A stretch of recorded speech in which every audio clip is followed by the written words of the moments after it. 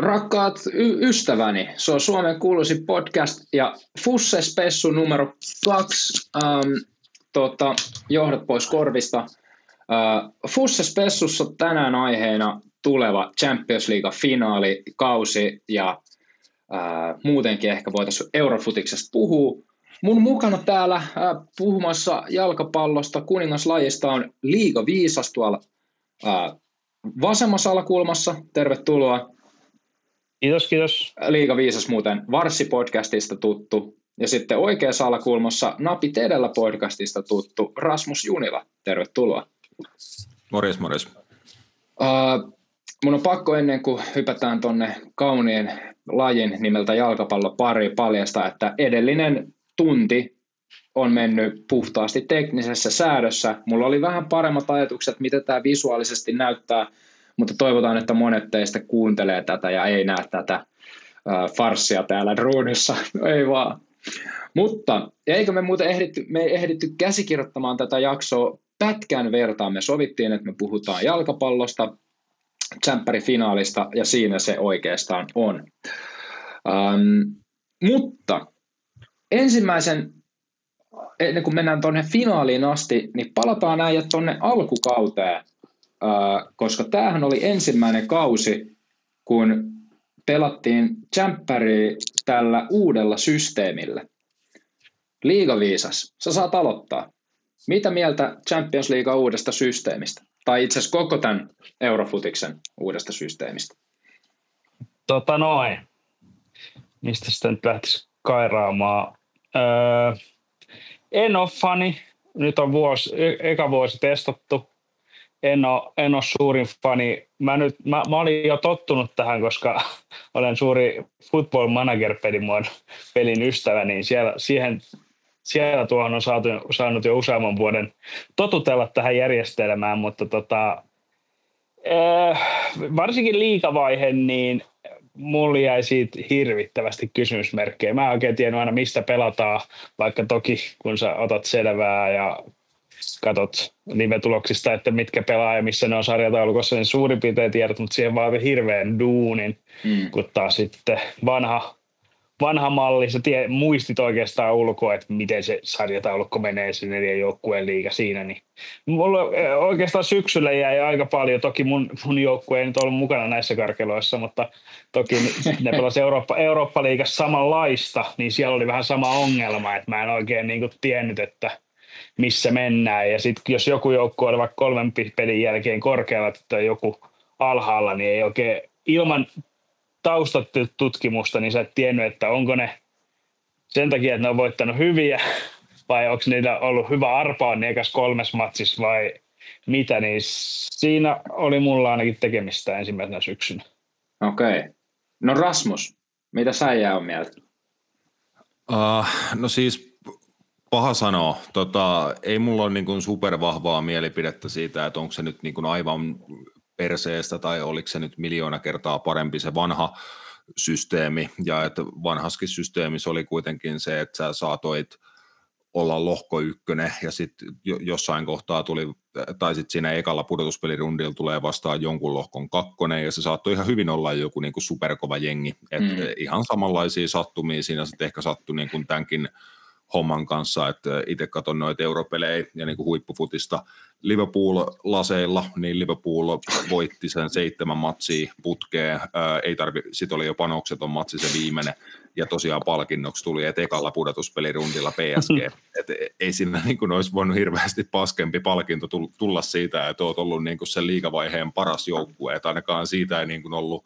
Oliko se sitten vaan arpaonne, että siitä ei ollut mitään kovin konkreettista hyötyä, että ainoa hyöty oli, että sai nyt edes kotiedun, niin sanotun kotiedun, että saat sen tokan osan pelaa kotona ja näin, niin just kanssa, että oman jengin osalta se jäi niin kuin siihen ekaan pudotuspelivaiheeseen, sitten, että vaikka se liigavaihe menikin hyvin, niin vaikea sanoa, mutta ehkä mä oon sitä mieltä, että siellä oli kuitenkin enemmän niin kuin kovatasoisia ja viihdyttäviä matseja, että siinä oli vähemmän semmoista niin kuin tyhjää pelailua, mitä saattoi siinä lohkovaiheessa olla, että jos joku on jo hyvällä voittoputkella ratkaissut sen, niin kuin sanotaan, että 4 pelin jälkeen voi olla ihan hyvin mahdollista, että se on ratkennut, niin sitten vähän höntsäillään se loppu ja bla bla bla, niin siellä oli kyllä niin kuin hyviä yksittäisiä otteluita aika paljon siinä, että kyllä mä siitä tavallaan tykkäsin, että Liverpooliakin katsellessa näki aika paljon erilaisia vastustajia eri sarjoista ja erilaisia pelityylejä, että niin kuin siinä nyt jos jotain positiivista pitää tällaisella paholaisen asianajajatyylille niin kuin kaivaa, niin ehkä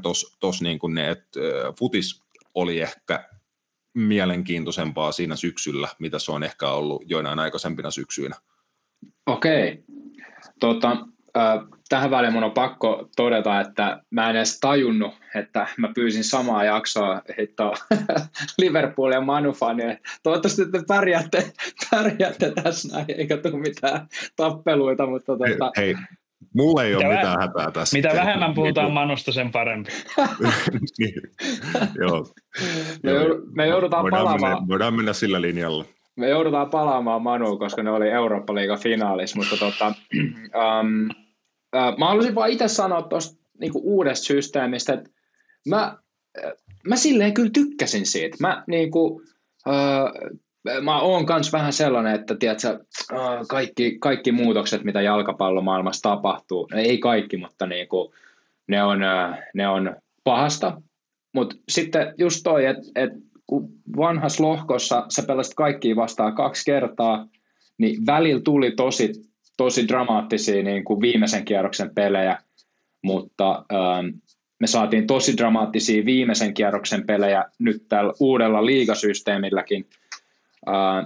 Ja tietysti nyt oli aika mielenkiintoinen tilanne tällä kaudella, että monet isot jengit kynti, niin kuin Manchester City pääsi nippanappa jatkoon, ja Real Madridkin ei ollut siellä niin kuin, suoraan top 16, vaan ne joutui mennä sen ekstrakarsinnan kautta. Ainut, mikä mua tässä, niin kuin, mikä on ihan ilmiselvää, että minkä takia tällainen muutos on tehty, UEFA saattaa sanoa, että no totta kai sen takia, että tiedätkö, fanit saa enemmän nautintoa, enemmän jännitystä, mutta kyllähän kaikki tietää, että se oikea syy tälle muutokselle oli sellainen asia, joka rimmaa sanan paha kanssa ja jolla voi ostaa asioita.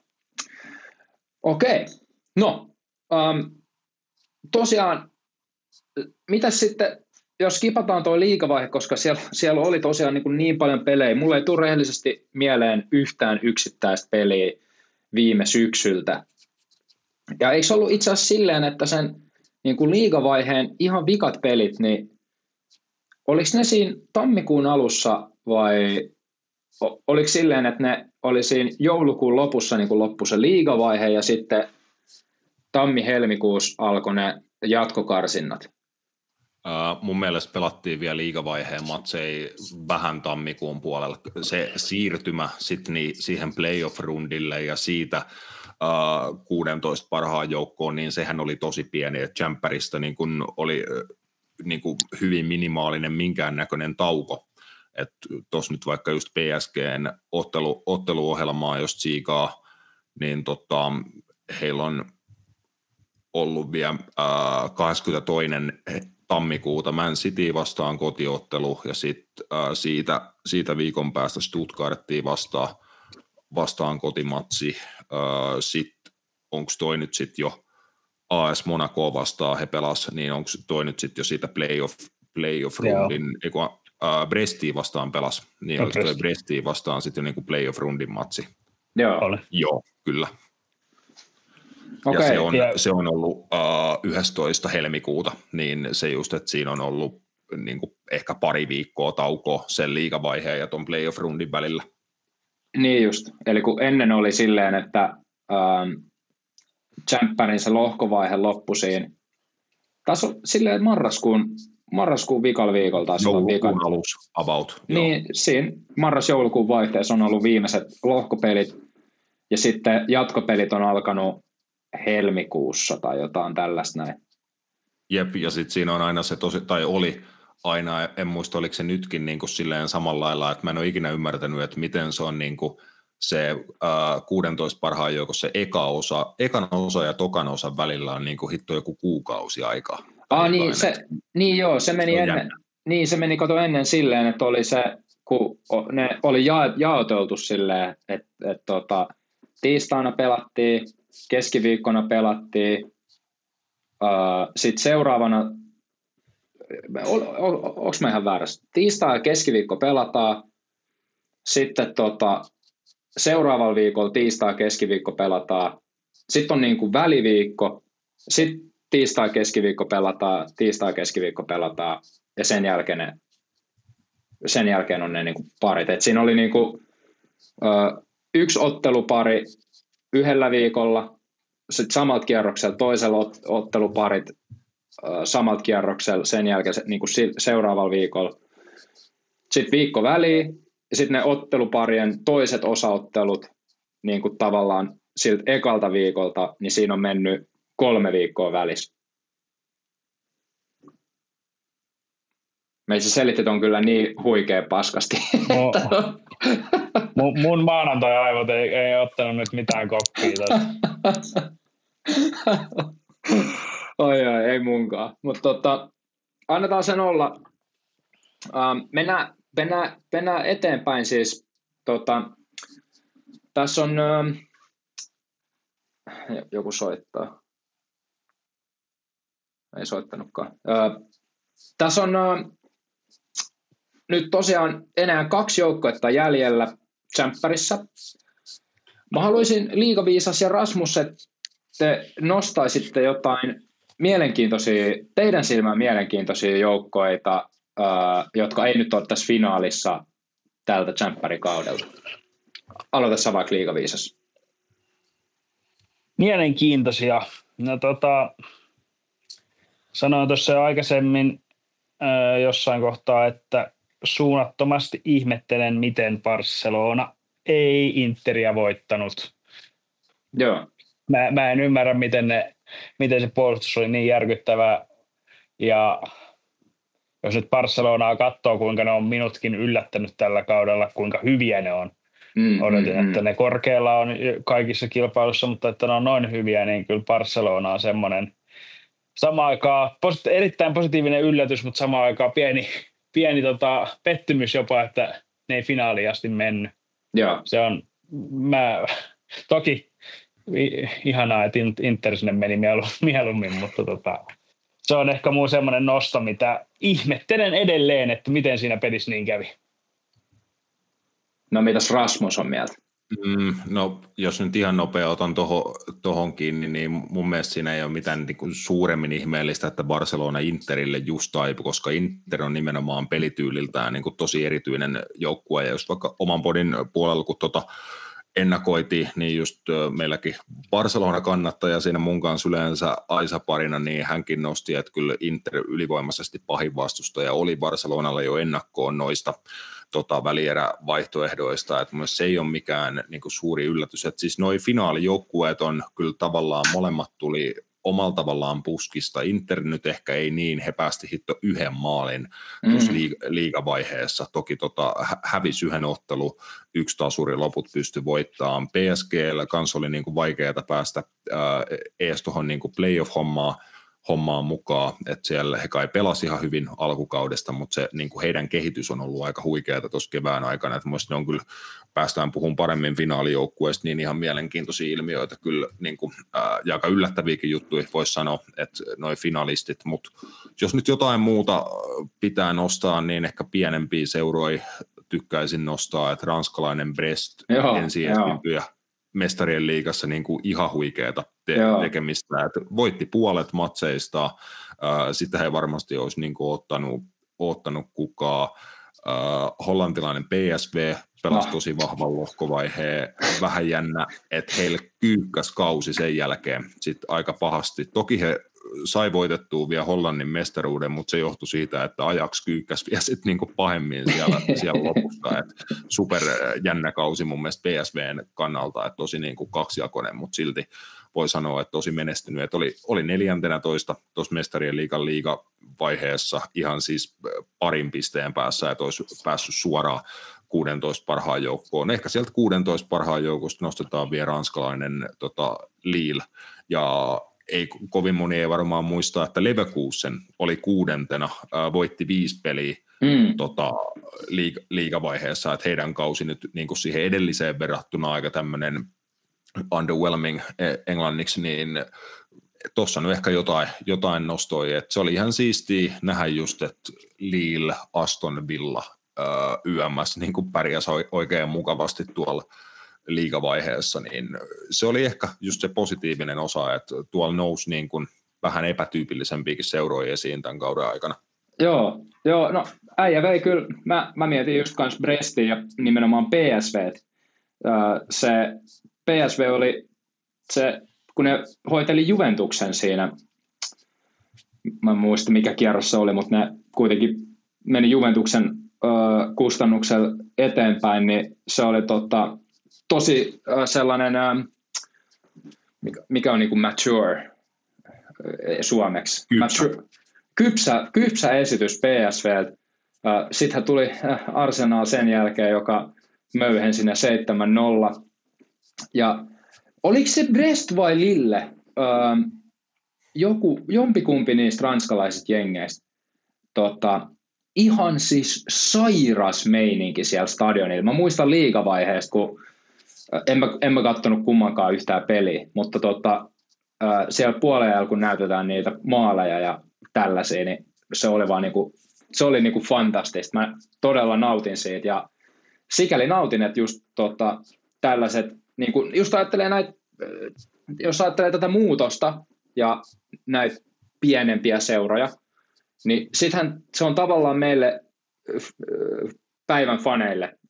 Me katsotaan, te varmaan seuraatte pitkälti noita teidän omia suosikkijoukkoitanne, mutta sitten seuraatte myös, sanotaan, tulee PSG pelaa jotain X-joukkuetta vastaan, joka herättää mielenkiintoa. Esimerkiksi Benfica.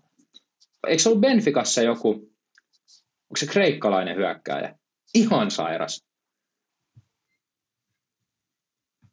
No anyway, niin no nyt mä unohdin jo, mutta kuitenkin kiitos Rasmus, että nostit esiin samat joukkoja, mitä mä olisin nostanut. Ja sitten, koska liigaviisas nosti ton Barsan ja Interin, niin puhutaanko vähän siitä otteluparista? Joo. Oliko kaikkien aikojen ottelupari? Saanko lisää ihan nopeasti?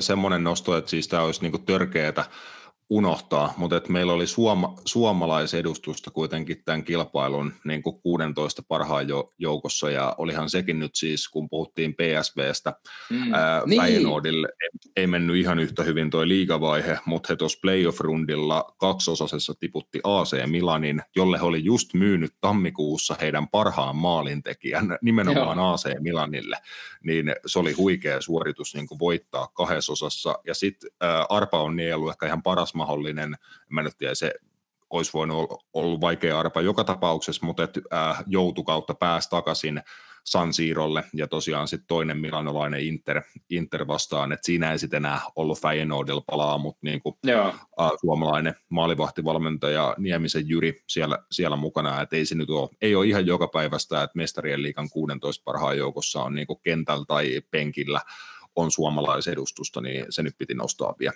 No kiva kun nostit ton, koska itse asiassa just tuosta teidän podcastista mä oon ton Jyri Niemisen kuullut, että se on siellä Feyenoordissa, ja sitten mä itse asiassa katoin sen, mä olin silleen, että mä en muista mitä muita patseja sieltä tuli, kun oli se Feyenoord Inter Milan. Mä muistan, että mä en kattonut sitä, mutta sitten mä olin silleen, että okei, että Feyenoord vastaa Inter, tämän mä katon, ja sitten se oli vähän harmillista, että se ei ollut mikään sellainen niin sellainen futis-erottinen peli. Ja Inter oli vaan tavallaan selvästi parempi siinä ja ei päästy silleen suomalaisittain juhlimaan. Mutta se on tosi hyvä nosto ja toivotaan, että saadaan suomalaisia tsemppärin jatkopeleissä kentällä ja kentän laidalla jatkossakin. Mutta palataan nyt siihen Barsa-Inter-ottelupariin. Liigaviisas. Oliko kaikkien aikojen ottelupari? No, Manu Lyonin jälkeen niin aika lähellä. Okei. Otapas nyt, kun mä koitan taas muistella, että miten se, mä vaan muistan, että siinä tapahtui kaikkea. Sehän alkoi siis... Eka peli päättyi mitä? 2-2? Ei. 3-2.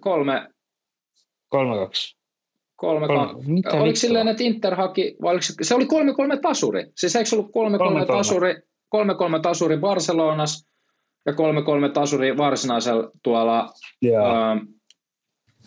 San Sirolla? Joo. Ja se, siis mä muistan, että miten se ottelupari alkoi, kun mä taisin tulla just futsal-treeneistä himaa, ja olin silleen, että kyllä mä ehdin tässä nopea käydä vessassa, kun matsi oli just alkanut. Mä olin kirjaimellisesti 30 sekuntia pelin alusta pois, ja siihen mennessä toi Thuram oli iskenyt jo takavasaralla yhden maalin. Joo, mulla taisi olla silloin sama, että mä vaihan tuot koneelta telkkarille, niin joo. Siinä vaiheessa oli iskenyt. Siinä. Jos nyt koko kaksosasta katsoo, niin olihan se aika hurja ottelupari. Et pakko se on myöntää, että kun Barcelona sen 3-2 maalin teki, mä olin silloin vai mitä, 6-5 maalia. Niin mä olin Turussa työreissulla, niin siinä kohtaa lähdin kyllä pesee hampaat ja olin turhautunut, mutta luojan kiitos en laittanut peliä pois päältä. Joo. Se oli niinku tärkeintä, koska semmoisia tunteita ei sitten saa jos katsoo live-tuloksista yömässä, mitä se sitten seuraavaksi tapahtuu. Joo. Onhan se tasoitusmaalin tekokin niinku semmoinen tarina, että niin siis se, kuten sanoin aikaisemmin, jälkimmäisestä matsista. Sanottiin, että niin jälkimmäistä nimenomaan, että vaikka siellä sanottiin, että pahin vastus Barcelonalle, mutta nämä oli just niitä juttuja, mitä mä en voinut käsittää, että Barcelona ton voi vielä niin kuin tunaroida. Niin. No, luen kiitos tunaroida. Niin, mitä Rasmus on mieltä, oliko kaikkien aikojen ottelupari? No oli se varmaan viihdyttävyyden puolesta, niin kuin ainakin yksi niitä, että onhan niitä niin kuin tuossa historiassa toki ollut, mutta just, että noi oli kumpikin osaottelu just niin kuin ihan mielettömiä näytöksiä, että 3-3 päättyi kumpikin varsinaisella ja sitten tosiaan vielä yksi maali saatiin Interiltä sitten tuolla jatko-ottelun puolelle ja totta kai se niin kuin ihan hullu loppu siihen varsinaiselle peliajalle tuossa tokassa osassa, niin harvoin tapahtuu niin tuollaisia muutaman minuutin niin turnaroundeja, että siinä tuli,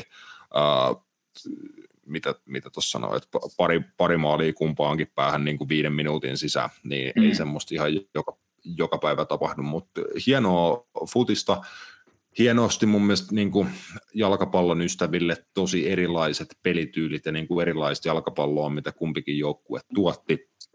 Ei siinä just, että kumpikaan ei välttämättä ole parempi kuin toinen niin kuin tyyli. Et tyyleissä oli mun mielestä mukavat ja mielenkiintoiset kontrastit, jos vaikka tuon matsin tilastoja katsoo, jos vaikka toi toka osa, että Barsal 2,81 maali odottamaa, Interille ei hirveästi vähemmän 2,28, niin Interillä on kuitenkin niin kuin 9 laukausta vähemmän kuin Barcelonalla, ja pallohallinta tosiaan 70-30, niin se, että Interin pelityyli, että 30 pinnan pallohallinnalla sä luot melkein yhtä paljon maali odottamaa kuin kaveri, isoja paikkoja Interillä 4, Barsalla 6, niin se kertoo jotain siitä, että miten hiton tehokas ja niin kuin hyvin organisoitu joukkue toi Inter on, että he ei tarvi hirveästi saumoja vaikka pallon kanssa, niin pystyy satuttaa vastustajaa. Ja sitten totta kai, niin kuin onhan se nyt ihan härskiä melkein, että noitakin ottelupareja kun katsoi, niin joku tuommoinen 17-vuotias hammasrautoi rokkaava pikkupoika on niin kuin about-tieralla Euroopan ja maailman paras jalkapalloilija. Eihän tuohon niin kuin Lamin Jamaliin pysty edes koskee jalkapallokentällä, jos se on semmoisessa modessa, mitä se vaikka noissa interotteluissa oli. Ja se, että se olisi mun mielestä poikkeuksellista, jos kuka vaan jalkapalloilija pelaa tuolla tasolla, niin se on äärettömän poikkeuksellista. Mutta sen, että sen tekee 17-vuotias, niin olihan se nyt ihan älytöntä. Ja sinänsä niin kuin voi olla hyvä niin neutraalin yleisön kannalta, että Barça ei mennyt tuohon finaaliin, ne voitti sitten Espanjassa pari pokaalia, niin tolle jengille jää vähän hampaankoloon ensi kaudeksi, että saadaan varmaan nauttia noista Lamin Jamalin taikatempuista taas ensi keväänä sitten mestarien liigan puolella. Joo, Rasmus. Niin, kun sanoit, jossain sanoa vielä nopeasti väliin, kun sanoit, että Lamine Jamalin varsinkin tuossa kaksossa Interi vastaan, niin kuka näitä tarinoita sitten kirjoittaa, kun katsoo, että 17-vuotias pyörittää toisessa päässä ja sitten kuka sen tasoituksen tekee, niin jo 37-vuotias, mitä muutamasta syövästä selvinnyt, niin kuin yllättävän kevyellä jalalla 90 minuutin kohdalla ja tasoittaa pelin ja ottelupari ja kääntää sen niin kuin täysin päälaelleen, että Olette te kyllä saakeli aika seppiä, koska niin kuin, mä muistutan teitä, rakkaat katsojat ja hyvät kuuntelijat, että tätä ei käsikirjoitettu ollenkaan. Ja mä olin just silleen, että mä olin silleen, niin kuin, mä odotin, että kohta mä pääsen puhumaan Lamine Jamalista äijien kanssa, mutta sieltähän se Rasmus nosti sen ja sitten saakeli liigaviisas nosti vielä ton Acerbi, joka olisi tullut sen jälkeen. Mutta siis mun on pakko sanoa, että Lamine Jamal, mä en yhtään tykkää mennä siihen, kumpi on parempi, Messi vai Ronaldo keskusteluun, koska mä haluan aina sanoa, että 10 vuoden päästä, 20 vuoden päästä, kun niistä ei kumpikaan enää pelaa, niin me tullaan muistamaan tämä ajanjakso siinä aikana. Tiedätkö, jos ajattelee näitä all-time greats, oli Pelen aika ja Maradonan aika ja sitten Läski Ronaldo ja Ronaldinho ja näin poispäin. Niin, mutta ei ole ikinä ollut sellaista, että kaksi äijää dominoi niin huolella koko lajia, että ne on niinku kirkkaasti kaikkia muita parempia niin pitkän aikaa. Mutta sitten tämä Lamine Jamal, onhan meillä nytkin Bappe, joka on maailmanmestari ja Ranskan mestari ja vielä puuttuu Realista silverware, mutta eiköhän sekin sieltä tuu. Mutta se Lamine Jamal, se on nyt Euroopan mestari ja mitäs kaikkea Barcelona voitti jo nyt tuossa tällä kaudella. Ja sitten sehän oli jo sitä edellisellä kaudella, oli Barcelona seiksiä esiintyi siellä. Niin, oli se mukana mun mielestä jo sillä kaudella, kun ne voitti. No oli se, ei se olisi varmasti muuten ollut siellä EM-kisoissa. Niin. Kyllä. Niin, siitä Lamine Jamalista mulla tulee sellaisia, tiedättekö te, että tullaanko tuosta puhumaan GOATina fiiliksiä? No siis tätä tahtia se on mun mielestä aika selvää, että se tulee olemaan tämän sukupolven niin kuin paras pelaaja, ja jos joku muu pelaa tuolla tasolla niin kuin seuraavan 10 vuoden aikana, niin tosi hienoa, että jos joku pääsee tulla samalle tasolle, mutta kyllä mä niin kuin vertaisin just siihen, että katsoo, että miltä näytti just 7-18-vuotiaana vaikka Messi, ehkä Neymar on kanssa ihan kohtalainen niin kuin verrokki, ehkä Englannista joku Wayne Rooney, joka kanssa niin kuin 16-vuotiaana oli jo silleen, että pystyi tiputtamaan sen sinne miesten peliin, ja se oli parempi kuin kaikki, ja se niin kuin kiusasi aikuisia miehiä niin kuin joko taidollaan tai sitten jotenkin muuten, niin ei tommosia niin kuin tuu montaa sukupolvea, että se on ihan selvää, että se tulee niin kuin olemaan tämän sukupolven parhaita. Sitten just vertailut Messiin ja kavereihin, niin ne nyt on ihan turhia sinänsä muuten, mutta just se taito kentällä, niin on siinä hyvin paljon samaa, että miten ylivoimainen voit olla Boltsin kanssa jalkapallopelissä, niin ei sitä ole nähty kovin monelta pelaajalta, että jos nyt tuli niin kuin joku 2-3 mieleen, niin ihan älytöntä, niin kuin mitä settiä se heittää. Se on just näin, siis siinä, just tässä Inter-otteluparissa se Lamine Jamalin eka maali, se lähti sieltä oikealta leikkaa vähän keskelle, ja niin kuin itsekin futikseen pelaavana henkilönä, niin se miten nopeasti, miten pienessä tilassa se sai äärettömän laadukkaan Skoden aikaa. Se näytti ihan saakelin mahdottomalta, että se näyttää tosi helpolta, ja jos ei tunne lajia, niin sä näet kuinka se vaan vetää ja pallo menee maaliin, mutta sitten kun miettii, että se on just että se kynännyt siinä 3 äijää ja siinä niin kuin 2 äijän välissä se saa ihan vähän jalkaa vapaaksi, niin jokainen voi kokeilla silleen, että ottaa pallon, menee futiskentälle, laittaa 2 tötsää metrin päähän toisistaan, sitten sä juokset ihan täysiä sen pallon kanssa ja koita fudasta silleen, että se pallo on just niiden tötsien välissä. Ei tuu ole helppoa, voi sanoa. Okei, vika juttu vielä tästä Inter-otteluparista, niin kuin liigaviisas tuossa heitti jo toi Acerbi-juttu. Kun mä katsoin sitä matsia, niin mä olin silleen, koska mä tavallaan salaa toivoin, että se menee jatkoajalle. Mä olin silleen, että tää on niin nätti, tiiäksä, että tähän näin se ekstra pikku draama, niin saakeli, kyllä on money's worth. Kyllä niin kuin se, mitä mä oon maksanut katsomosta, niin maksaa itsensä takaisin. Sieltähän se tuli. Mutta sitten kun mä näin, että se oli Acerbi, joka sen maalin teki, mä olin vielä silleen, että mitä toi äijä on tuolla noin, että se pakki on tsempannut sieltä, että jollain hemospurtilla sinne vastustajan maalille ja pisti pallo pussiin. Aika hieno tarina. Vai mitä liigaviisas? On, siis en tiedä kuka näitä kirjoittaa. On sadisti, joka näitä kirjoittaa. Että mä katsoin viime talvena ekaa kertaa elämässä sen Game of Thronesin, niin en mä tiedä, onko pari ekaa tuokkaria sen kirjoittaja sekaisempi vai se, joka näitä futismatseja kirjoittaa. Mutta kyllä vaikea tässä nyt maanantaina töiden jälkeen on päästä siihen fiilikseen, mikä oli siellä turkulaisen Sokos-hotellin huoneessa, kun mäkin huusin telkkarille, että mitä vittua sä siellä teet, Acerbi, niin kun sä oli tehnyt jo sen maalin. Mäkin tajusin, että kuka siellä on. Joo. No okei, nyt lopussa nyt kaikkien pitää olla siellä ylhäällä, mutta jotenkin se ei tuntunut yhtään, että se oli hän. Joo, niin. Joo.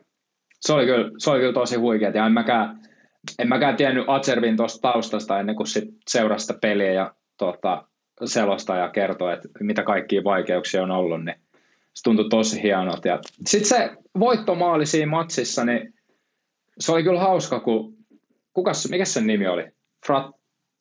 Fratteesi. Joo. Nice. Joo, Fratteesi, se teki sen maalin ja se meni tuulettaa niin täysiä, se huusi niin täysiä, niin pitkään, että se meinasi pyörtyä siitä, sit kun peli jatkuu. Äijä niinku huusi itsensä, tiedätkö, tainnuksiin melkein kirjaimellisesti. Se oli musta aika hauskaa. Kyllä. Mutta okei.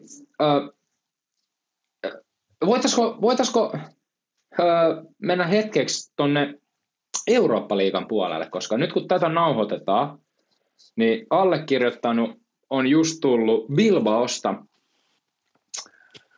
Te varmaan mietitte, että oletko katsoa peliä? No en ollut katsoa peliä. Kyllä yritys oli kova päästä, mutta ei natsannut tällä kertaa, eikä laittanut kättä taskuun oikeassa kohtaa. Mutta olin noin 150 metrin päässä stadionista hotelliaulassa katsomassa screeniltä. Et tosi lähellä. Varmaan voisin veikata, että yksi lähimpiä screenejä, mitä San Mamesi oli. Tottenham Manu. Ja Tottenham, joukkue, joka ei ikinä voita, niin voitti. Sua ei varmaan liigaviisas haittaa, jos mä kysyn Rasmuksen mielipidettä tästä ensiksi. Kysy vaan. Joo, että olihan se jotenkin runollista ja vähän sen haisto ehkä etukäteen, että vaikka on Tottenhamit ja Tottenhamin kiroukset, niin jos se niin kuin joskus murtuu se pokaaliton kausi, niin se on niin kuin historiallisen susipaskaa Manchester Unitedia vastaan on niin kuin kaikista paras mahdollisuus se tehdä yhtenä iltana. Ja jotenkin ehkä Englannissa oli muutenkin siellä oli rikkoutunut vielä Tottenhamia huomattavasti pahempia kirouksia tänä keväänä, että Newcastle oli 70 vuotta ilman pokaalia Englannissa, Crystal Palace ei ole voittanut ikinä pokaalia ja heille meni Englannin kapit, niin jotenkin oli niin kuin fiilis, että ehkä tämä on tämmöinen kevät, että jaetaan tämmöisiä tietynlaisia niin kuin lohtupalkintoja tai jotain. Ja hyvä vaan, että pokaaleja voittaa muutkin kuin ne isot seurat, jotka niitä voittaa yleensä aina. Että just vaikka Liverpoolin ja Manchester Unitedin kaltaiset seurat, niin ne voi niillä voi olla omassa historiassaan todella paska jakso menossa, ja ne silti voittaa niitä kappokaaleja niin kuin joka toinen, joka kolmas vuosi. Liverpool oli 30 vuotta voittamat Valioliigaa tai Englannin mestaruutta, mutta ne voitti siinä aikana joku 4-15 pokaalia silti, niin kun, vaikka se oli historiallisen paska vaihe. Musta Manulla on vähän nyt sama, että ei sitä liigamestaruutta ole vielä seuraavaan 10 vuoteen tulossa. Älä huoli, että niin kun, ota ihan iisisti, että siis voit niin kun varautua siihen, että sitä ei kyllä 10 vuoteen vielä ole tulossa, mutta voi olla jotain pieniä valonpilkahduksia siinä välissä aina. Wow. Siis sit Eurooppa-liigan finaalista mulla ei oikeasti mitään muuta sanottavaa kuin että oli jotenkin silleen niin kuin aika osuvaa, että matsin ainut maali on oma maali ja se on tehty kädellä. Et se niin kuin kuvasti silleen, että Valioliigan pudotuspeliviivan just ne kaksi joukkoa, jotka on siinä päällä, niin niiden välisessä matsissa, kun on pokaali kyseessä, niin tehdään yksi maali, oma maali kädellä. Todella, siis peli oli todella mitään sanomaton. Ja, Tavallaan joo, siis se ei ollut mitenkään kaunista tai kovin laadukasta, mutta mun mielestä se oli niin kuin siisti peli, niin kuin, siinä oli fiilistä. Silleen, että siinä oli kaksi niin kuin, ei niin hyvää joukkuetta, siinä näki, että kuinka paljon se voittaminen niin kuin merkitsee. Mun mielestä Tottenham hoisi sen sinänsä paremmin, että heillä oli selkeämpi suunnitelma, vähän enemmän intensiteettiä siinä tekemisessä, ja sitten just heillä kävi siinä ekalla jaksolla pieni tuuri. Sitä mä en olisi uskonut millään, että Tottenham pystyy tekemään sen, mitä he tokalla jaksolla teki, että oliko nyt just pallohallinta kuin 80% Manulle. Tottenhamilla ei ollut yhtään laukausta, eikä maalintekoyritystä, ei niin kuin mitään siinä tokalla jaksolla, ja silti niin kuin vaaranpaikkoja heidän omassa boksissa, niitä oli niin kuin 2-3 jotain tilannetta niin kuin siinä 4-5 aikana. Kyllä mä silti siis sanoin omaskin podcastin ryhmächatissa esimerkiksi, että kun tuli se 7 lisäaika, niin mä sanoin, että 7,5 minuutin kohdalla Casemiro tasoittaa. Se about tasan sillä kellolyömällä Casemiro löi Saksarin sivuverkkoon. Et siinä se niin kuin oli. Et jos se kohtalo olisi tullut Manun apuihin, niin se oli just siinä, mutta joo, ei ollut se päivä. Joo. Mä unohdin vallan tuon Saksarin, kun se pyyhkiytyi niin kuin siis heti sen jälkeen alkoi oikeastaan se, tiedätkö, se iski, että Tottenham on voittanut. Ja mä näin siellä, siis se oli hullua, kun tietysti sieltä stadionilta Manu-fanit lähti heti, ja ne oli tosi näreissään. Mutta sitten siinä oli jotain Tottenham-faneja, jotka ei varmasti voinut olla siellä stadionilla, koska miksi ne olisi tullut ulos sieltä, tiedätkö, itkemään sinne kadulle, vaan ne, jotka oli pelissä, niin varmasti oli siellä niin kuin tosi pitkään katsomassa, kun sitä pokaalia nostetaan. Mutta siellä tosiaan oli sitten jotain Tottenham-faneja, niin joku, tiedätkö, soitti jotain FaceTimea jollain ja itki niin kuin ihan vuolaasti. Me voitettiin jalkapallopeli. Mä voin uskoa tätä. Mä olin silleen, että vau, tiedätkö, niin se jalkapallo vaan liikuttaa.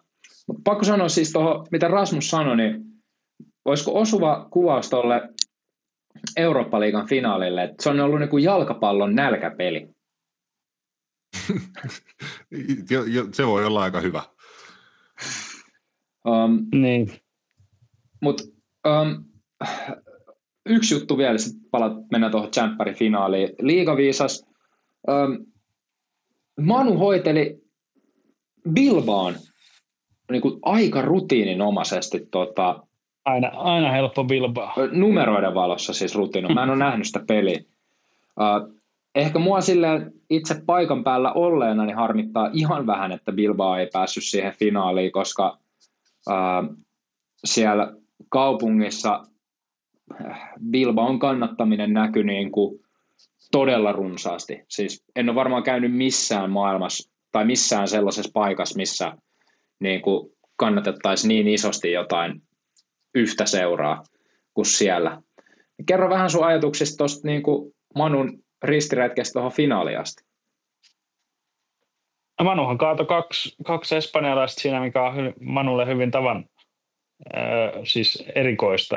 Eka kaatui Real Sociedad ja sitten kaatui Bilbao taisi olla jopa top 5 paras vähiten päästyjä maaleja ennen Manu-otteluparia, että kyllä siellä ettiin toiveet aika matalana katsoa, että Manulle ei ole maalintekijää.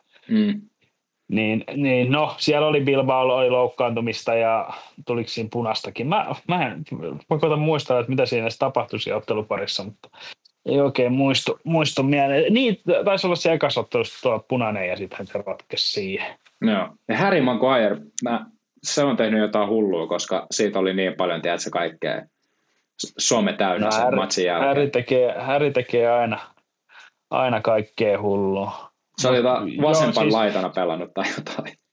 Aivan totta, niinhän se antoikin se upean keskityksen. Totta, nyt kun vähän muistelee. Mut siis, ihan Ronaldo-joppi ja sitten niinku aivan tyylipuinen keskitys, että se oli kyllä jotain maagista. Ja mun täytyy muutenkin sanoa, että siinä finaalista niin mun mielestä Maguire oli Manun paras pelaaja. Ihan ilman mitään ironiaa tai vittuilua. Se voi sitten niin kertoa, että tilanne on huolestuttava muuten, mutta niin siis, mun mielestä pitää nostaa hattua, että se on niin kuin, pokkaa riittää, että se ei ota itteensä siitä, vaikka koko maailma niin kuin sitä pilkkaisi, niin se on niin kuin ihan kovasta tavarasta tehty. No, sillä se toki näyttääkin, mutta Jep, ja jotenkin se on ehkä niin kuin, vaikka en nyt sano, että se oli huono silloin, kun se oli kapteenikaan, mutta ehkä se on päässyt keskittymään vähän niin kuin itse pelaamiseen ja ei tarvitse olla se, niin kuin se koko ajan äänessä oleva, vaan voi keskittyä omalla jutskallaan. Mutta mä en sanonut tuosta finaalista äsken mitään, niin mä lähdin finaaliin pienin odotuksin, mutta Virkkunen mun mielestä sanoi Bilbao-pelissä, että Manu todennäköisesti häviää, mutta Bruno on Bruno. Niin. Sillä mä lähdin, että jos Bruno pelaa, niin Bruno voi taikoa Manulle Eurooppa-liigan. Bruno pelasi ehkä kauden yhden huonoimmista peleistä finaalissa. Ja se on ehkä se, mistä se sitten jäi. Niin. Et jos oltaisiin nähty esim. Vaikka viikonloppuinen Aston Villa Bruno viime viikolla, niin mä uskon, että Manu olisi ainakin maalin tehnyt. En tiedä, olisiko se riittänyt voittoon, mutta Bruno oli siinä pelissä heikko. En tiedä, oliko semmoinen tutina jaloissa, että ei kaveri lähtenyt, mutta toki se oli koko joukkueelta semi-heikko esitys, mutta kuten sanoit, niin Harry oli siinä parhaimpia Manu-pelaajia kyllä. Ei kestänyt kantti jalkapallon nälkäpeliä Manu ei ilmeisesti. Mutta toki ei Manu tästä kaudesta mitään olisi ansainnutkaan. Ei olisi Tottenhamkaan, mutta toinen sai sen palkinnon, sen kivan pokaalin, mutta jos nyt ollaan ihan rehellisiä, niin eihän Manu niin kuin oikeasti mitään tästä kaudesta pitäisi ansaitakaan. Niin. Joo, ja mun mielestä Amorimille saattaa olla jopa niin kuin positiivinen asia, että ensi kaudella ei ole europelejä. Että se, että saa keskittyä pelkästään siihen, että saa niin kuin joukkueen suoritustason silleen, että Valioliigassa niin kuin ei hävitä ihan kenelle tahansa. Että kun eihän Amorim voittanut ketään muuta Valioliigassa kuin putoajat käytännössä. Sitten voitti kerran Man City ja jossain Anfieldilta haki tasuri, mutta niin kuin ne voittomäärät Valioliigassa niin kuin ihan uskomattoman karmeata luettavaa niin kuin ne tilastot, mutta mun mielestä se niin kuin Amorim tarvii sen kesän, se tarvii monta hankintaa, monen kaverin pitää lähteä, että saadaan vähän kassaa kerättyä, niin siinä on kyllä supermielenkiintoinen kesä Manulla edessä, että periaatteessa niin kuin paperilla jopa niitä parhaita pelaajia pitää ehkä myydä, että se saadaan sitten kunnolla myllättyä uudestaan niin kuin se koko joukkue, on toi niin kuin säälimätön tehtävä esim. Mikä Amorimilla on, mutta mun mielestä se on vieläkin skulannut sen hyvin, että ainakin se on niin kuin äärimmäisen rehellinen, kun se puhuu medialle, puhuu kannattajille, se ei niin kuin kaunistele, se ei suojele itteensä, vaan niin kuin laittaa itteensä siinä samalla likoon, että joo, et en mäkään ole pystynyt tekemään riittävän hyvin niin kuin näitä juttuja, mutta ei samalla myös sanonut, että uskoo itteensä ja siihen, että kyllä se homma tästä kääntyy, mutta et siihen vaatii vaan aikaa, että sillä mä niin kuin vähän vitsailin siitä 10 vuodesta, että se pitää mun mielestä aloittaa ihan uusi projekti. Niin kuin ensi kausi on periaatteessa eka kausi sitä uutta projektia, ja ehkä sitten sellaisella 3, 4, 5 vuoden niin kuin tähtäimellä voidaan olla jo vähän lähempänä vaikka City ja Liverpoolia ja Arsenalia niin kuin isossa kuvassa. Jos en ole ihan väärässä, niin katsoin semmoisen pätkän näin jostain Rio Ferdinandin podcastista, niin hän sanoi, että ekan kauden jälkeen, kun Amorim meni Sportingiin ja he eivät voittaneet ja oli vaikea kausi, niin kesällä lähti 17 pelaajaa Sportingista. Okay. Että siellä niin kuin Amorim heitti isolla kädellä jengiä ulos ja vähän haiskahtaa, kun tuossa niin kuin jo saman tien, vaikka tiedettiinkin, että Eriksen ja Lindelöfit lähtee, niin saman tien on tullut silleen, että ei mitään toivoa, että tulisi jatkoa. Te lähdette saman tien ja siellä tuntuu, että näytetään ovea monelle muullekin. Saa nähdä, millainen kesä on tulossa. Ja itse on sinällään, mua ei kiinnosta nuo raha-asiat sinällään pätkääkään. Siellä on miljonääriomistajat, saavat he hoitaa raha-asiansa, mutta toivottavasti nyt tulisi pelaajia, joita houkuttelisi pelaa Manussa, eikä mestarien liigassa niin kuin ykkösenä. Joo, toi on hyvä nosto. Kiinnostaisi pelaa logolle, eikä niin kuin, että käyn päähän testaamassa tätä Eurooppa-liigakautta ja voittamassa pokaalia ja lähden jokin muualle. Toivottavasti tulisi semmoisia hankintoja. Joo. Mä oon samaa mieltä teidän molempien kanssa. Musta Amorim, mä en tunne kaveria hirveän hyvin, mutta ihailen sitä niin kuin verrattuna Ten Hagiin, että Ten Hagihan vieritti jatkuvasti sitä niin kuin syytä muiden niskaan. Se oli silleen, en mä tiedä, se keksi aina kaiken näköistä ja se vaikutti silleen kauhean toksiselta. Amorimilla on mennyt varmaan vielä huonommin kuin Ten Hagilla numeroiden valossa, mutta se on kamalan suoraselkäinen vastauksissaan, niin se on silleen ihailtavaa. Ja sen takia mä silleen uskon, että ei toi tuleva kausi nyt varmaan huonommin voi mennä, mutta toivottavasti. Niin, Manun kohdalla nyt tavallaan ihan mitä vaan voi tapahtua. Sanotaan näin, että se on vaan ajan kysymys, kun joku niin kuin niistä isosta 6 tippuu Valioliigasta. Joskus se tulee tapahtumaan. Se on City, mutta ei pelillisten häntien takia. Mutta okei, mä en muista yhtään milloin me aloitettiin. Voi olla, että tästä tulee sikapitkä jakso, mutta mennään nyt siihen tsemppärifinaaliin. PSG Inter. Interistä nyt on puhuttu jo aika paljon. PSGstä ei vielä niin paljon. PSGstä mä haluaisin nostaa Ousmane Dembele. Ennen tätä kautta mä sanoin, että Ousmane Dembele on itse asiassa, se on aika paska pelaa. Hyvä huudella, on se mua parempi pelaa. Mutta tuommoinen raju lausunto perustui mulle siihen, että sillä on välillä hyviä päiviä, se on tosi huikaseva ja auttaa joukkuetta. Ja sitten tavallaan 3-4 matsia siinä välissä, niin se tekee paljon virheitä, paljon huonoja ratkaisuja, ja se ei auta niin paljon joukkuettaan. Mutta tällä tsemppärikaudella, niin mä en tiedä mitä puuroa se äijä on syönyt, koska se on ollut ihan mieletön. Mitäs te ootte mieltä? No sinänsä, että mun mielestä ei ole mistään niin ihmeellisestä kyse kuin ehkä enemmän valmentamisesta ja niin kuin Luis Enriquen roolittamisesta, että minkälaisen roolin on Dembelelle löytänyt just, että pelasi sitä valeysin roolia ja sai niin kuin supermonipuolisesti etsiä niitä tiloja, missä hän pystyy luomaan ylivoimia ja niin kuin, sehän olisi ollut ihan mahdotonta vaikka jonkun yhden topparin tai jonkun seurata häntä kentällä, että sitten sä olisit joutunut juokseen niin kuin ihan ympäri ämpäriä, että se tuotti tosi paljon vastustajille vaikeuksia, että hänelle ei ollut mitään niin kuin tietynlaista paikkaa, vaan haki tosi paljon sitä pelitilaa ja just sai nopeissa tilanteissa niin kuin käännettyä peliä ja luotuu nopeat hyökkäyksiä ja sieltä sitten lähtee molemmilta laidoilta 2 tosi nopeata pelaajaa samaan aikaan liikenteeseen, niin ne PSG:n nopeat hyökkäykset oli tosi brutaaleja parhaimmillaan. Et mun mielestä ehkä on enemmän kyse kuitenkin valmentamisesta ja roolittamisesta, että ei Ousmane Dembelen taidot nyt mitenkään maagisesti ole parantunut tai kehittynyt tämän kevään aikana, niitä on vaan pystytty hyödyntämään paremmin, ja mä sanoisin, että ei myöskään ne kehityskohteet ole kadonnut silti mihinkään hänen pelaamisessaan, että ei se nyt niin paljon hei kuitenkaan niitä maaleja välttämättä sit ole tehnyt, ainakaan silloin, kun niihin on ollut paljon paikkoja noissa pudotuspeleissäkin, että kyllä se tekeminen esim.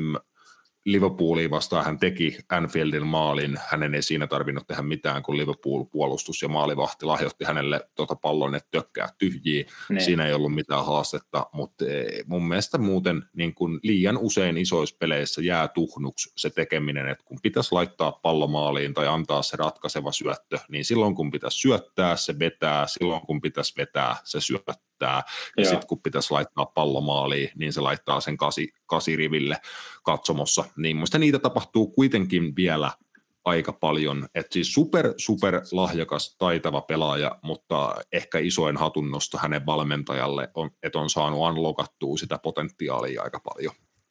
Joo, siis mun mielestä just niin kuin, tuoltahan sen on pakko tulla, koska jalkapalloilijan on hirveän vaikea yksin ilman mitään ulkoisia apuja tehdä merkittävää parannusta omaan peliinsä. Ja onhan se totta, että Dembelellä on niin kuin, joukkueet on vaihtunut ja coachit on vaihtunut ja kaikilla on vaikutusta.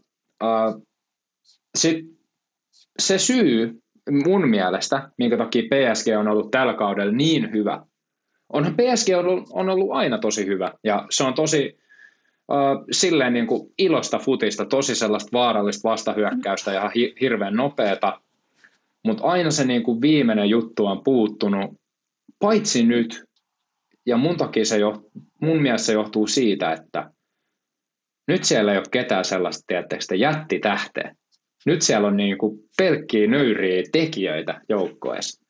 Mitä liigaviisas on mieltä tuommoisesta lausunnosta? No, ei tähtiä ja pelkkiä nöyriä tekijöitä on tietysti vahva ilmaus, mutta ehkä Rasmusta vähän lainaten, niin valmentaja on ehkä saanut kasattua aika kivan nipun ja saanut heidän iskostettua sitä, mitä hän haluaa koko joukkueen tekevän, ja he tekevät sitä. Kyllä siellä mun mielestä, varsinkin jos katsoo Mestarien liigaa, niin on niitä ongelmakohtia. Kyllähän Donnarumma on seissyt päällään parhaimmillaan. Et kyllä mä veikkaan, että finaalissakin Donnarumman pitää se pari isoa ottaa, ja miksei ottaisi. On ottanut sen jo pudotuspeleissä muutaman kerran, mutta kyllä mä näen ehkä toki kyllä Mbappekin tuossa nipussa, jos hän suostuisi samanlaiseen roolitukseen, niin olisi varmaan aika ihana, mutta suostuisiko, niin se on täysin eri asia. Ei välttämättä suostu. No ei varmaan, niin. Siis musta se on, se on rasittavaa, että on olemassa sellaisia pelaajia, jotka ei suostu puolustamaan. Joku Peter Crouch on semmoinen, tiedätkö, että jää sä vaan tonne ylös, tiedätkö. Nyt sä oot pitkä ja näin, mutta tiedätkö, niin kuin, tai Lewandowski. Niin, semmoinen niin kuin ihan puhas ysi. Mutta sitten just tällainen, niin kuin Bappehan on enemmän vähän sellainen laitaäijä. Ja sitten Barcola PSG:stä mun mielestä vaikuttaa nöyrältä. Sitten se Desiree Doué, niin se on vissiin kanssa aika nuori ja on työtelijäs niin kuin molempiin suuntiin. Sitten PSGlle niin kuin ihan siis kultaakin arvokkaampia ja hän on Hakimi. Et se kyllä puolustaa, mutta sitten se on niin kuin tyyli yhtä hyvä siellä hyökkäyspäässä. Se on niin kuin sellainen, että se clutch-äijä. Keskikentän kaikki ukot tekee tosi pyyteettömästi duunia molempiin suuntiin. Niin mun mielestä toi on vaan vaihtunut PSGlle. Että siellä on niitä, jotka niin kuin ymmärtää sen, että on pakko puolustaa, on pakko juosta.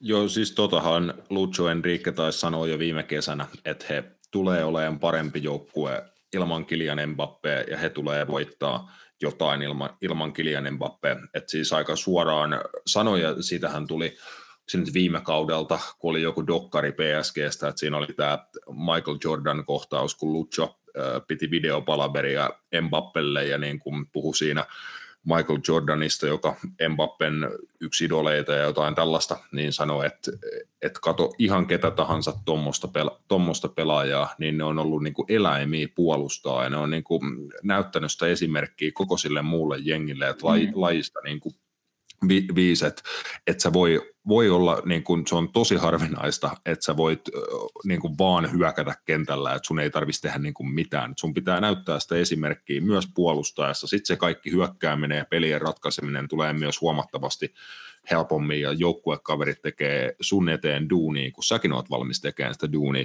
niiden eteen siellä, niin Mbappé, en mä tiedä, niin kuin tietenkään tunne kaveria henkilökohtaisesti ja niin kuin haastatteluiden esim. Perusteella, mutta se on ihan fiksun oloinen, tosi määrätietoisen oloinen niin kuin nuori mies, ei siinä mitään, mutta se on vähän, että kun sä oot niin helvetin paljon niin nuorena, että oot ollut supertähti 6, 7, 18-vuotiaasta asti ja minkä ikäinen se oli, kun voitti maailmanmestaruuden ja näin poispäin, niin totta kai se niin kuin muuttaa persoonaa ja siinä sun ympärillä tapahtuu asioita ja liikkuu 100 miljoonat massia ja muuta, että se on ihan ymmärrettävää, mutta just toi on se hyvä esimerkki siitä, että jalkapallo on niin vaativa joukkuepeli, että just jos sä annat edes yhdelle pelaajalle luvan niin kuin lintsata jostain, mitä kaikki muut tekee, niin sen pitää olla sitten hei ihan vitun hyvä. Niin. Ja niin hyviä pelaajia ei ole oikeasti niin kuin just sukupolvessa edes kovin monta. Jep. Ja musta tuntuu, että toi ongelma vähän niin kuin, mun ei ole tarkoitus vierittää tätä niin kuin Bappen niskaan tätä Realin huonoa kautta, mutta se näytti, siis palatakseni siis siihen Champions League alkukauteen, mä katsoin sen Realin ekan pelin, mä olin se, että nyt on tiedätkö, isoin nimi, että mitähän tästä tulee. Siis se oli niin hirveitä se niiden peli, tiedätkö? Se näytti siltä, että siellä oli niin hyviä pelaajia, että ne ei niinku halua syötellä toisilleen. Siis se oli niin huonoa peliä, että ihan niinku hirvittää ajatella. Kyllähän se siitä sitten parani tosi paljon, mutta aikamoinen projekti tulee Xabi Alonsolla, joka nyt rellun peräsimen ensi kaudeksi siirtyy. Hei, mä luulen, että meidän niinku lähetysaika... tossahan mä näen kauan tätä on mennyt. No niin, okei, no niin, loistavaa. Ei tässä nyt ole mitään hätää vielä, mutta aletaan kuitenkin pistää silleen vähitellen pakettiin, niin liigaviisas äijä tommonen kunnon fudistietäjä, oikein velho tuolla jalkapalloilijoiden maailmassa. Annappa liigaviisas sun 3 pointtia Champions League-finaalista Inter Milan PSG. 3 pointtia. Mä otin äsken, jos Donnarumma ottaa 2 isoa, niin PSG voittaa. Okei. Joo, siis siinä on se jos. Okei. Olipa hurja lausunto, koska se on niin kuin, että jos se ottaa 2 isoa, niin PSG voittaa. Jos ei se ota, niin ne hävii. Ja toihan niin kuin tarkoittaa, että ne paikat myös tulee. Kyllä ne tulee, kyllä ne paikat tulee. Okay. Tai toivottavasti ei ole semmoinen varovainen, mutta katsoen noita joukkueita, niin ei tule olemaan, tai toivon, että ei tule olemaan varovainen matsi. Okei, kova. Hyvä, hieno nosto. Okei, mikäs sitten? Seuratkaa Joao Nevesiä PSG:n keskentällä, on ihana.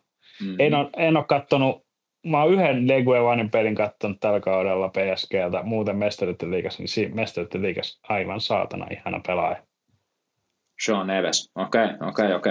Ja minkäs mä otan 3. Näemme pitkästä aikaa katsomassa eeppisimmän finaalin vuosiin. PSG-fanit vastaan Interin fanit. Joo, toi oli hyvä nosto kans. Tifoja on luvassa. Joo, tämähän on niinku vielä täydellisessä, kun se on Münchenissä. Mua vähän silleen hirvittää omasta puolesta. Joo, itähän mä oon menossa sinne.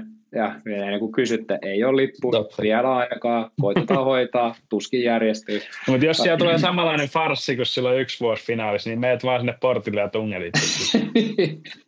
Joo, mä olin just sanomassa, että mä olin silloin 2-2 Pariisissa ja mulla kanssa ei ollut lippua, että niinku pelkästään sinne fanzonelle niinku meneminen tuolla Pariisin keskusta-alueella niin kuin oli aika haastavaa. Et en mä päässyt edes sinne, kun kytät oli sulkenut niin kuin joku 5 korttelia siitä ympäriltä, ja niin kuin, kun yritti livahtaa sinne, niin tuli rynnäkkökytät päälle, ja pelin jälkeen niin kuin, tiedätkö, lenteili pullot feissin edestä, ja niin kuin näin, kun Liverpool-fanit juoksi niin kuin maskipäisiä puukkomiehiä pakoon siellä, ja niin kuin siis ihan vittu kaaosta. Että mä jotenkin en usko, että Münchenissä on noin elukkameininki, mitä Pariisissa, että se ei ole niin hullu kaupunki eikä maa niin kuin ehkä tuommoisten asioiden suhteen, että Pariisi ei ole parhaita paikkoja mun mielestä tuommoisiin isoihin yleisötapahtumiin, tai niin kuin, sit pitää niin kuin tykätä elää reunalla, mitä itse tykkään, mutta niin kuin,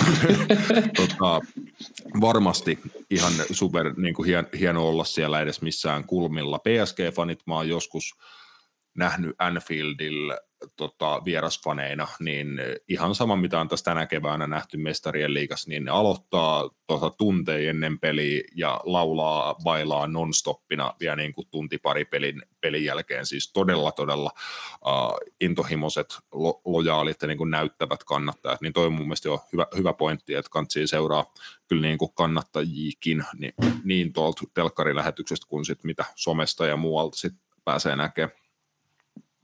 Joo, siis mun pointti oli lähinnä se, että kun Milanosta Müncheniin se on ajomatka autolla muutama tunti.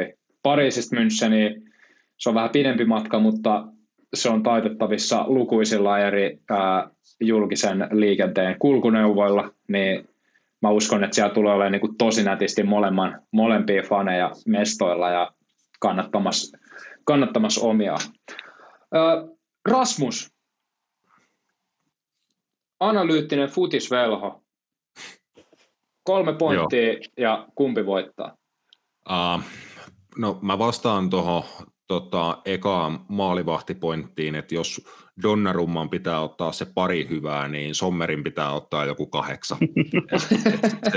Mä luulen, että tämä tulee menee niin, että PSG pallollisesti dominoi, se on superkorkea se intensiteettitempo, mitä he pystyy pitämään niin pallonkaan kuin ilman, niin Inter joutuu kyllä roikkuun tuossa pelissä mukana, mutta he on myös siinä niin kuin hyviä kestään sitä vastustajan painetta, ja sitten sieltä paineen alta niin kuin ei ole varmasti parempaa joukkuetta, niin kuin, että voit vaikka kuinka paljon olla myllyssä, mutta sitten muutama niin kuin todella laadukas syöttösuoritus, sitten ollaankin jo kaverin maalilla luomassa niin kuin todella korkean tason maalipaikkoja, niin Inter on kyllä kova, että ehkä tuossa on sitten tuli suoraan se toinen pointti, että kannattaa katsoa Interin vastahyökkäyspelaamista, pallollisena niin kuin nopeita lähtöjä, että heidän ei tarvitse tulla siitä keskikentän kautta, koska PSG on tosi hyvä prässään korkealta, niin siitä on tosi vaikea tulla, mitä on moni joukkue huomannut tänä keväänä, niin Interin kyky heittää sitten vaikka vähän pidempi boltsi, ja sitten siinä puoleskentässä voittaa se pitkä boltsi, siitä pieni tiputus, ja sitten mennään niin kuin 3-4 kaistaa täysiä kohti vastustajan maaliin, niin kannattaa katsoa sitä, että Inter voi tosi nopeasti niin kuin melko tyhjästä luoda tosi hienolla tavalla maalipaikkoja. Siinä oli pari pointtia.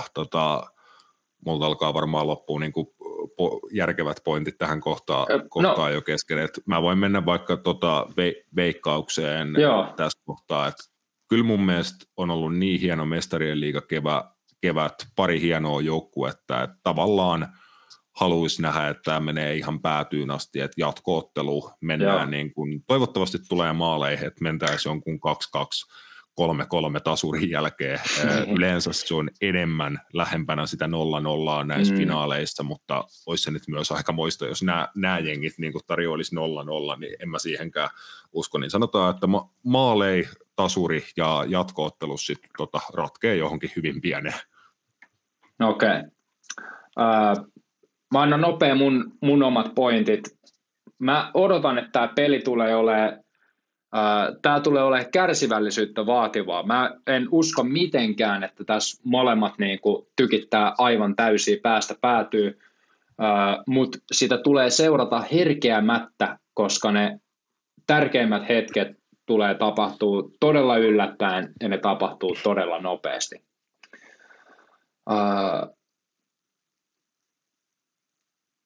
Ja toi veskapeli, toi on niin hyvä shoutti mun mielestä. Donnarumma vastaa Sommer, kolossaalisen kokoinen italialainen vs. vähän lyhyempi, mutta ketterämpi Sommer, niin se on mielenkiintoinen. Ja sitten fanien riamu, se on mun kolmas nosto. Ja mulla on sellainen kutina, että toi PSG voittaa. Inter niin ylilatautunut ja huonolla fiiliksellä tuosta karmasevasta viime hetkien sulamisesta Serie A:ssa haluaa tulenpalavasti kääntää tämän kevään voitolliseksi, mutta ei onnistu, koska PSG jotenkin on vapautuneempi ja mä uskon, että PSG voittaa. Entäs Liverpool, liigaviisas? Sori, että mä sanoin noin kaksi samassa lauseessa. Aika paha. Mä sanoin tuolla meidän podcastissa, että kannattaa, no okei, Interilläkin on aika kauan edellisestä mestariliigan voitosta, mutta että katsoin tätä kautta, kun Newcastle voitti, Tottenham voitti, Crystal Palace voitti, mitäs muita voitti, Bologna voitti, Harry Kane voitti, niin kannattaako Interiä tulla pelaamaan PSGtä vastaan?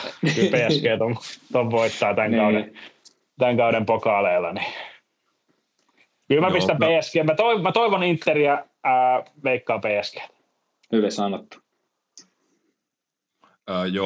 Mä sanoin jo sen jatkoajan, niin kyllä mä lähden tuohon, että PSG vie sen jatkoajalla. Tuossa on hyvä story just toi, että ehkä tämä kevät, että moni ensikertalainen voittaa pokaaleja ja näin, niin PSG just niin kuin puhutaan Qatar-rahasta, öljyrahasta ja siitä, miten he on pilannut ranskalaisen jalkapallon. Kaikki tämä voi olla niin kuin ihan totta ja validia monilta tavoin, mutta esim. Just PSG-kannattajat on kyllä niin kuin lojaaleja kannattajia. Se on siellä kaupungissa symbolisesti iso seura, oikeastaan niin kuin ainoa niin kuin iso seura, niin se on sitten taas eri asia, mitä on tämmöinen globaali PSG-brändi ja hössötys, niin ei mulla ole sinänsä just mitään niin kuin heitä vastaan sen erikoisemmin, niin PSGlle mä tämän niin kuin soisin, ei mitään kyllä niin kuin Interiikään vastaan, että isoin toive lähinnä, että saadaan hyvä futismatsi, saadaan draamaa, jännitystä ja niin kuin kaikkea, mitä hyvältä finaalilta voi odottaa. Mahtavaa. Hei! Liigaviisas, suurkiitos hyvistä jutuista ja ennen kaikkea siitä, että jaksoit venaa tunnin, että saatiin tekniset ongelmat ratkaistua ja nauhoitus käyntiin. Samoin myös Rasmus, suurkiitos analyyseistä ja jutuista ja odotuksesta ja kaikesta. Suurkiitos myös sinulle, rakas katsoja ja hyvä kuuntelija, että olet seurannut tätä mahdollisesti jopa näinkin pitkään. Muista tykätä, kommentoida ja seurata. Seuraa myös Liigaviisas, joka on tuossa vasemmassa alakulmassa, ja Rasmus Junila ja napit edellä oikeasta alakulmasta. Ei muuta kuin parempi voittakoon ja let's mennään. Se on moro. Thanks.